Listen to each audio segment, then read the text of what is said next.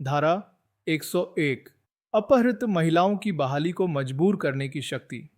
यह धारा जिला मजिस्ट्रेट, उपमंडल मजिस्ट्रेट या प्रथम श्रेणी मजिस्ट्रेट को उन महिलाओं या बच्चियों को तुरंत उनकी स्वतंत्रता या उनके अभिभावकों को वापस दिलाने की शक्ति देती है, जिनका अपहरण किया गया है या जिन्हें अवैध रूप से गलत उद्देश्य से हिरासत में रखा गया है। किसी महिला या किसी अवैध उद्देश्य के लिए किसी बालिका के अपहरण, एब्डक्शन या गैरकानूनी परिरोध, अनलॉफुल डिटेंशन की शपथ पर शिकायत, कंप्लेंट मेड ऑन ओथ किए जाने पर एक जिला मजिस्ट्रेट, डिस्ट्रिक्ट मैजिस्ट्रेट, उपमंडल मजिस्ट्रेट, सब डिविजनल मैजिस्ट्रेट या प्रथम श्रेणी magistrate, magistrate of the first class ऐसी महिला को उसकी स्वतंत्रता को तुरंत बहाल करने या ऐसी बालिका को उसके माता पिता, अभिभावक या ऐसे बच्चे की वैध हिरासत रखने वाले अन्य व्यक्ति को सौंपने का आदेश दे सकता है और ऐसे आदेश का पालन करवाने के लिए आवश्यक बल का उपयोग कर सकता है। सरल शब्दों में, यदि किसी महिला या बालिका, फीमेल चाइल्ड के अपहरण, एब्डक्शन या किसी अवैध उद्देश्य के लिए उसे गैरकानूनी तरीके से हिरासत में रखने, अनलॉफुल डिटेंशन की शपथ पर शिकायत यानी शिकायतकर्ता ने शपथ लेकर शिकायत की जाती है, तो जिला मजिस्ट्रेट, उपमंडल मजिस्ट्रेट या प्रथम श्रेणी मजिस्ट्रेट तुरंत आदेश दे सकता है कि उस महिला को उसकी स्वतंत्रता वापस दिलाई जाए या उस बालिका को उसके माता पिता, अभिभावक या किसी अन्य ऐसे व्यक्ति को सौंपा जाए जिसके पास उस बच्चे की कानूनी हिरासत है। और ऐसे आदेश का पालन करवाने के लिए मजिस्ट्रेट आवश्यक बल का उपयोग भी करवा सकता है, यानी पुलिस बल का उपयोग करके महिला, बच्ची को छुड़वाया जा सकता है। संक्षेप में, धारा 101 एक सशक्त प्रावधान है जो न्यायिक अधिकारियों को यह सुनिश्चित करने का अधिकार देती है कि अपहरण या अवैध रूप से परिरुद्ध की गई महिलाओं और बालिकाओं को तुरंत बचाया जाए और उनकी स्वतंत्रता या उनके वैध अभिभावकों को वापस लौटाया जाए। यह धारा ऐसे मामलों में त्वरित और प्रभावी हस्तक्षेप के लिए बल के उपयोग की अनुमति भी देती है जिससे व्यक्तिगत स्वतंत्रता और सुरक्षा का अधिकार सुनिश्चित हो सके। धारा 102 तलाशी वारंट का निर्देशन आदि। यह धारा एक सामान्य प्रावधान है जो यह स्पष्ट करती है कि गिरफ्तारी वारंट से संबंधित कुछ नियम तलाशी वारंट पर भी लागू होंगे जहां तक वे प्रासंगिक हों। धारा 32, 72, 74, 76, 69, 80 और 41 के प्रावधान जहां तक संभव हो धारा 96 से धारा 77, धारा 98 या धारा 100 के तहत जारी किए गए सभी तलाशी वारंट पर लागू होंगे। सरल शब्दों में, इस संहिता की कुछ विशिष्ट धाराएं धारा 32, 73, 74, 76, 69, 80 और 81 जो मुख्य रूप से गिरफ्तारी वारंट जैसे उसका प्रारूप किसे निर्देशित किया जाएगा, क्षेत्राधिकार से बाहर कैसे निष्पादित होगा से संबंधित हैं। वे सभी प्रावधान जितना लागू हो सके उन सभी तलाशी वारंट पर भी लागू होंगे जो इन धाराओं के तहत जारी किए जाते हैं। धारा 96 सामान्य तलाशी वारंट दस्तावेज चीजों के लिए। धारा 87 चोरी की संपत्ति या आपत्तिजनक वस्तुओं की तलाशी के लिए वारंट। धारा 68 जब्त किए गए प्रकाशनों की तलाशी के लिए वारंट। धारा 100 गलत तरीके से परिरुद्ध व्यक्तियों की तलाशी के लिए वारंट। इसका मतलब क्या है? यह धारा कानूनी प्रक्रियाओं में दोहराव से बचने और एकरूपता बनाए रखने के लिए है।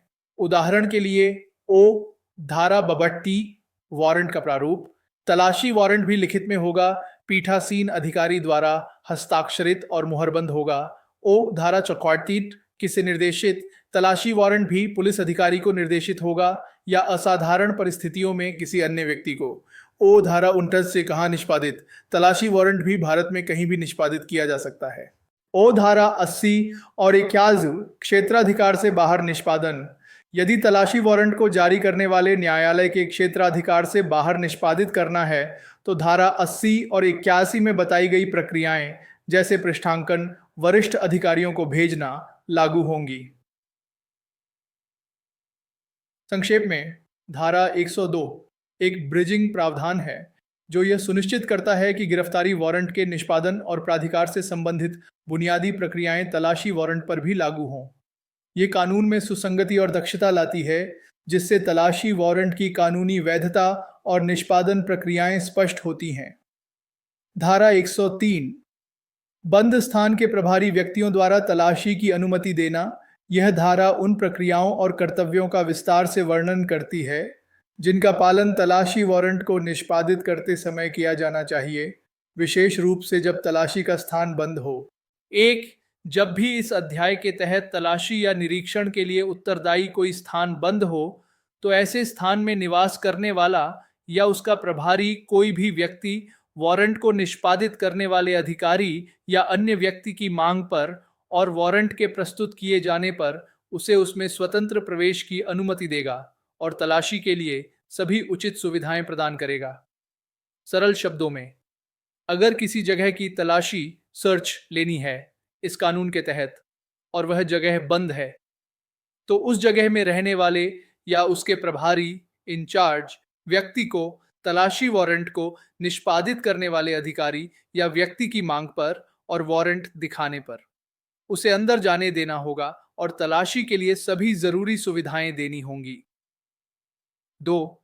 यदि ऐसे स्थान में इस प्रकार प्रवेश प्राप्त नहीं किया जा सकता है, तो वारंट को निष्पादित करने वाला अधिकारी या अन्य व्यक्ति धारा 44 की उपधारा 2 द्वारा प्रदान किए गए तरीके से आगे बढ़ सकता है।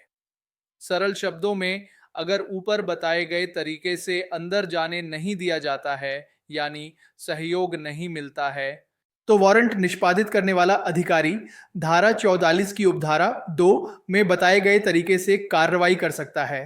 धारा 14(2) आमतौर पर यह बताती है कि अगर किसी जगह में प्रवेश करने की अनुमति नहीं मिलती है तो अधिकारी दरवाजा या खिड़की तोड़कर अंदर घुस सकता है। 3. जहां ऐसे स्थान में या उसके आसपास किसी व्यक्ति पर यह उचित रूप से संदेह है कि उसने अपने पास कोई ऐसी वस्तु छिपाई है जिसकी तलाशी ली जानी चाहिए, तो ऐसे व्यक्ति की तलाशी ली जा सकती है, और यदि ऐसा व्यक्ति एक महिला है तो तलाशी किसी अन्य महिला द्वारा पूर्ण शालीनता के साथ की जाएगी। सरल शब्दों में, अगर उस जगह के अंदर या आसपास किसी व्यक्ति पर शक है कि उसने कोई ऐसी चीज अपने शरीर पर छिपाई है जिसकी तलाशी ली जानी है, तो उस व्यक्ति की तलाशी ली जा सकती है। लेकिन अगर वह व्यक्ति एक महिला है तो उसकी तलाशी केवल किसी दूसरी महिला द्वारा ही ली जाएगी और बहुत शालीनता डिसेंसी के साथ ली जाएगी। 4. इस अध्याय के तहत तलाशी करने से पहले अधिकारी या अन्य व्यक्ति जो इसे करने वाला है उस इलाके के 2 या 2 से अधिक स्वतंत्र और सम्मानित निवासियों को बुलाएगा जहां तलाशी की जाने वाली जगह स्थित है, या किसी अन्य इलाके के यदि उक्त इलाके का ऐसा कोई निवासी उपलब्ध नहीं है या तलाशी का गवाह बनने को तैयार नहीं है, ताकि वे उपस्थित होकर तलाशी के गवाह बने और उन्हें या उनमें से किसी को ऐसा करने के लिए लिखित में आदेश जारी कर सकता है। सरल शब्दों में, तलाशी शुरू करने से पहले तलाशी लेने वाला अधिकारी या व्यक्ति उस इलाके के कम से कम 2 या ज्यादा स्वतंत्र और सम्मानित लोगों को बुलाएगा जहां तलाशी होनी है। अगर उस इलाके में ऐसे लोग नहीं मिलते या वे गवाह बनने को तैयार नहीं हैं, तो किसी और इलाके से ऐसे लोगों को बुलाया जा सकता है। इन लोगों को तलाशी के दौरान मौजूद रहने और गवाह बनने के लिए कहा जाएगा। अधिकारी उन्हें ऐसा करने के लिए लिखित आदेश भी दे सकता है। यह तलाशी में पारदर्शिता और निष्पक्षता सुनिश्चित करने के लिए है। 5.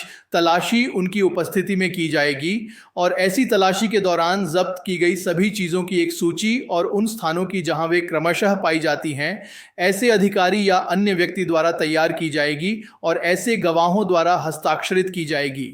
लेकिन इस धारा के तहत तलाशी का गवाह बनने वाले किसी भी व्यक्ति को न्यायालय में तलाशी के गवाह के रूप में उपस्थित होने की आवश्यकता नहीं होगी जब तक कि उसे विशेष रूप से समन न किया जाए।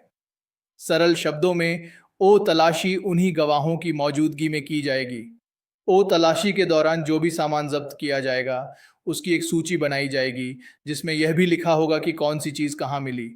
ओ ये सूची तलाशी लेने वाला अधिकारी बनाएगा और गवाह उस पर हस्ताक्षर करेंगे। लेकिन इन गवाहों को अदालत में तलाशी के गवाह के रूप में आने के लिए मजबूर नहीं किया जाएगा जब तक कि अदालत उन्हें खास तौर पर समन जारी न करे। 6. तलाशी किए गए स्थान के कब्जेदार ऑक्यूपेंट या उसकी ओर से किसी व्यक्ति को हर मामले में तलाशी के दौरान उपस्थित रहने की अनुमति दी जाएगी और इस धारा के तहत तैयार की गई सूची की एक प्रति उक्त गवाहों द्वारा हस्ताक्षरित ऐसे कब्जेदार या व्यक्ति को सौंपी जाएगी। सरल शब्दों में, ओ जिस जगह की तलाशी ली जा रही है उसके मालिक या कब्जेदार को या उसकी तरफ से किसी व्यक्ति को तलाशी के दौरान मौजूद रहने की अनुमति हमेशा दी जाएगी। ओ और जो सामान की सूची बनाई गई है जिस पर गवाहों के हस्ताक्षर हैं उसकी एक कॉपी उस मालिक या कब्जेदार को दी जाएगी। 7. जब किसी व्यक्ति की उपधारा 3 के तहत तलाशी ली जाती है तो कब्जे में ली गई सभी चीज़ों की एक सूची तैयार की जाएगी और उसकी एक प्रति ऐसे व्यक्ति को सौंपी जाएगी। सरल शब्दों में, जब किसी व्यक्ति की तलाशी ली जाती है जैसा कि उपधारा 3 में बताया गया है यानी शरीर की तलाशी, तो उसके पास से जो भी चीज़ें ली जाती हैं उनकी एक सूची बनाई जाएगी और उस सूची की एक कॉपी उस व्यक्ति को दी जाएगी जिसकी तलाशी ली गई है। 8. कोई भी व्यक्ति जो बिना उचित कारण के इस धारा के तहत तलाशी में उपस्थित होने और गवाह बनने से इनकार करता है या उपेक्षा करता है जब उसे लिखित आदेश द्वारा ऐसा करने के लिए कहा गया हो या उसे दिया गया हो, तो उसे भारतीय न्याय संहिता 2023 का 45 की धारा 222 के तहत अपराध करने वाला माना जाएगा। सरल शब्दों में, ओ अगर किसी व्यक्ति को लिखित आदेश देकर इस धारा के तहत तलाशी में गवाह बनने के लिए बुलाया जाता है, ओ और वह व्यक्ति बिना किसी ठोस कारण के गवाह बनने से मना करता है या अनदेखी करता है, ओ तो उसे भारतीय न्याय संहिता 2023 की धारा 222 के तहत अपराध करने वाला माना जाएगा। धारा 222 ऐसे मामलों में न्यायिक प्रक्रिया में बाधा डालने से संबंधित अपराधों से निपटती है। संक्षेप में, धारा 103 तलाशी प्रक्रियाओं के लिए एक विस्तृत और मजबूत ढांचा प्रदान करती है जिसका उद्देश्य दक्षता के साथ साथ पारदर्शिता और व्यक्तिगत अधिकारों की सुरक्षा सुनिश्चित करना है। यह बताती है कि कैसे एक बंद स्थान में प्रवेश किया जाए, व्यक्तियों की तलाशी कैसे ली जाए, स्वतंत्र गवाहों को कैसे शामिल किया जाए, जब्त की गई वस्तुओं का रिकॉर्ड कैसे रखा जाए और प्रक्रिया का पालन न करने पर क्या परिणाम होंगे। यह धारा तलाशी और जब्ती की प्रक्रिया में निष्पक्षता और जवाबदेही को बनाए रखने के लिए महत्वपूर्ण है। धारा 104 क्षेत्राधिकार से बाहर तलाशी में मिली चीज़ों का निपटान। यह धारा उस प्रक्रिया का वर्णन करती है जिसका पालन तब किया जाता है जब एक तलाशी वारंट को उस न्यायालय के स्थानीय अधिकार क्षेत्र से बाहर निष्पादित किया जाता है जिसने इसे जारी किया था और तलाशी के दौरान कोई चीज़ मिलती है। जब तलाशी वारंट के निष्पादन में उसे जारी करने वाले न्यायालय के स्थानीय अधिकार क्षेत्र लोकल जुरिस्डिक्शन से परे किसी भी स्थान पर जिसके लिए तलाशी की जा रही है कोई भी चीज़ मिलती है, तो ऐसी चीज़ें बाद में निहित प्रावधानों के तहत तैयार की गई उनकी सूची के साथ तुरंत वारंट जारी करने वाले न्यायालय के सामने ले जाई जाएंगी, जब तक कि ऐसा स्थान उस मजिस्ट्रेट के अधिक निकट न हो जिसका उस पर अधिकार क्षेत्र है, बजाय वारंट जारी करने वाले न्यायालय के। ऐसी स्थिति में सूची और चीज़ें तुरंत ऐसे मजिस्ट्रेट के सामने ले जाई जाएंगी और यदि इसके विपरीत कोई अच्छा कारण न हो तो ऐसा मजिस्ट्रेट उन्हें वारंट जारी करने वाले न्यायालय में ले जाने के लिए अधिकृत करने का आदेश देगा। सरल शब्दों में, ओ अगर कोई तलाशी वारंट, सर्च वारंट उस अदालत के अधिकार क्षेत्र, जिले क्षेत्र से बाहर किसी जगह पर निष्पादित किया जाता है जिसने उसे जारी किया था, ओ और तलाशी के दौरान कोई ऐसी चीज़ मिलती है जिसकी तलाश की जा रही थी, ओ तो मिली हुई चीज़ों को साथ ही उनकी एक सूची के साथ जो बाद में बताए गए प्रावधानों के तहत तैयार की गई होगी, जैसे धारा 103(5), ओ तुरंत उस अदालत के सामने ले जाया जाएगा जिसने वारंट जारी किया था। लेकिन इसमें एक अपवाद है, ओ अगर वह जगह जहां तलाशी ली गई है वारंट जारी करने वाली अदालत के बजाय किसी स्थानीय मजिस्ट्रेट के अधिकार क्षेत्र के ज़्यादा नज़दीक है जो उस क्षेत्र का मजिस्ट्रेट है, ओ तो ऐसी स्थिति में सूची और मिली हुई चीज़ों को तुरंत उस स्थानीय मजिस्ट्रेट के सामने ले जाया जाएगा। ओ और यदि कोई ठोस कारण न हो, जैसे सबूत नष्ट होने का खतरा, तो वह स्थानीय मजिस्ट्रेट यह आदेश देगा कि उन चीजों को वारंट जारी करने वाली अदालत में ले जाया जाए। संक्षेप में धारा 104 यह सुनिश्चित करती है कि क्षेत्राधिकार से बाहर तलाशी में मिली महत्वपूर्ण वस्तुओं को तुरंत और विधिवत रूप से न्यायिक प्राधिकारी के सामने पेश किया जाए। यह प्रक्रिया को सुव्यवस्थित करती है और न्यायिक समन्वय को बढ़ावा देती है, विशेष रूप से उस स्थिति में जब मूल न्यायालय दूर हो, यह सुनिश्चित करते हुए कि साक्ष्य को सुरक्षित रूप से और बिना अनावश्यक देरी के सही न्यायिक प्राधिकारी तक पहुंचाया जाए। धारा 105 ऑडियो वीडियो इलेक्ट्रॉनिक साधनों के माध्यम से तलाशी और जब्ती का रिकॉर्डिंग। यह धारा तलाशी और जब्ती की प्रक्रिया में पारदर्शिता और जवाबदेही सुनिश्चित करने के लिए ऑडियो वीडियो रिकॉर्डिंग के उपयोग को अनिवार्य करती है। इस अध्याय के तहत या धारा 185 के तहत किसी स्थान की तलाशी लेने या किसी संपत्ति, वस्तु या चीज़ को कब्जे में लेने की प्रक्रिया, जिसमें ऐसी तलाशी और जब्ती के दौरान जब्त की गई सभी चीज़ों की सूची तैयार करना और गवाहों द्वारा ऐसी सूची पर हस्ताक्षर करना शामिल है, किसी भी ऑडियो वीडियो इलेक्ट्रॉनिक माध्यम से अधिमानतः मोबाइल फ़ोन द्वारा रिकॉर्ड की जाएगी और पुलिस अधिकारी ऐसी रिकॉर्डिंग को बिना देरी के ज़िला मजिस्ट्रेट, उपमंडल मजिस्ट्रेट या प्रथम श्रेणी न्यायिक मजिस्ट्रेट को अग्रेषित करेगा। सरल शब्दों में, जब इस अध्याय साइज के तहत, जैसे धारा 36 संटा समय 100 में बताई गई तलाशी, या धारा 185 के तहत जो किसी अन्य विशेष तलाशी से संबंधित हो सकती है, कोई तलाशी ली जाती है। और इस तलाशी के दौरान किसी जगह की तलाशी ली जाती है या कोई संपत्ति, वस्तु या चीज़ जब्त की जाती है। इस पूरी प्रक्रिया को, जिसमें जब्त की गई चीज़ों की सूची बनाना और गवाहों द्वारा उस सूची पर हस्ताक्षर करना भी शामिल है।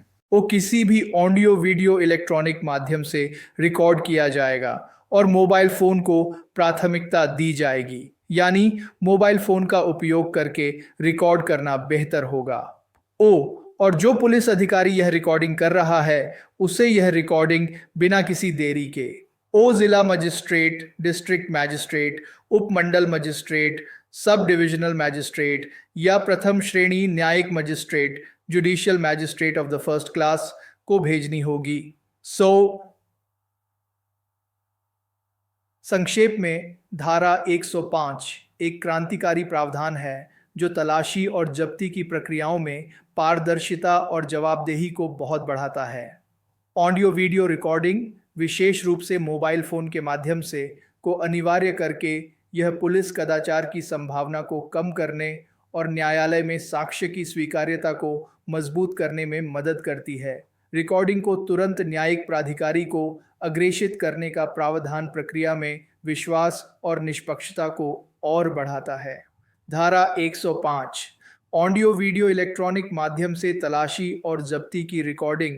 यह धारा पुलिस द्वारा किसी जगह की तलाशी लेने और सामान जब्त करने की प्रक्रिया में पारदर्शिता और जवाबदेही लाने के लिए बनाई गई है। कानूनी पाठ। इस अध्याय के तहत या धारा 125 के तहत किसी स्थान की तलाशी लेने या किसी संपत्ति, वस्तु या चीज़ को कब्जे में लेने की प्रक्रिया, जिसमें ऐसी तलाशी और जब्ती के दौरान जब्त की गई सभी चीज़ों की सूची तैयार करना और गवाहों द्वारा ऐसी सूची पर हस्ताक्षर करना शामिल है, किसी भी ऑडियो वीडियो इलेक्ट्रॉनिक माध्यम से अधिमानतः मोबाइल फ़ोन द्वारा रिकॉर्ड की जाएगी और पुलिस अधिकारी ऐसी रिकॉर्डिंग को बिना देरी के जिला मजिस्ट्रेट, उपमंडल मजिस्ट्रेट या प्रथम श्रेणी न्यायिक मजिस्ट्रेट को अग्रेषित करेगा। सरल हिंदी में व्याख्या। 8 कब रिकॉर्डिंग करनी है? जब पुलिस इस कानून के अध्याय 6 के तहत, जैसे किसी दस्तावेज, चोरी के सामान या किसी व्यक्ति को खोजने के लिए, या धारा 185 के तहत किसी जगह की तलाशी लेती है, या जब किसी भी संपत्ति, वस्तु या चीज को कब्जे में लिया जाता है, जब्त किया जाता है। क्या क्या रिकॉर्ड करना है? पूरी तलाशी और जब्ती की पूरी प्रक्रिया। इसमें जब्त किए गए सभी सामानों की सूची बनाना भी शामिल है। और उस सूची पर गवाहों के हस्ताक्षर करवाना भी शामिल है। 3 किससे रिकॉर्ड करना है? यह रिकॉर्डिंग किसी भी ऑडियो वीडियो इलेक्ट्रॉनिक साधन से की जाएगी। मोबाइल फोन को प्राथमिकता दी जाएगी, यानी अगर संभव हो तो मोबाइल फोन से रिकॉर्ड करना बेहतर है। 4. रिकॉर्डिंग का क्या होगा? तलाशी लेने वाला पुलिस अधिकारी यह रिकॉर्डिंग बिना किसी देरी के जितनी जल्दी हो सके जिला मजिस्ट्रेट, डिस्ट्रिक्ट मजिस्ट्रेट, उपमंडल मजिस्ट्रेट, सब डिविजनल मजिस्ट्रेट या प्रथम श्रेणी न्यायिक magistrate, judicial magistrate of the first class को भेजेगा। क्यों यह धारा महत्वपूर्ण है? पारदर्शिता। इससे तलाशी और जब्ती की पूरी प्रक्रिया रिकॉर्ड हो जाएगी, जिससे यह देखा जा सकेगा कि सब कुछ कानून के हिसाब से हुआ है या नहीं। जवाबदेही। पुलिस अधिकारियों की जवाबदेही तय होगी क्योंकि उनकी कार्रवाई रिकॉर्ड हो रही है। सबूत की विश्वसनीयता। वीडियो रिकॉर्डिंग से अदालत में सबूतों की विश्वसनीयता बढ़ जाएगी। गलत आरोप या उत्पीड़न से बचाव। यह पुलिस को गलत तरीके से काम करने से रोकेगा और नागरिकों को झूठे आरोपों या उत्पीड़न से बचाएगा।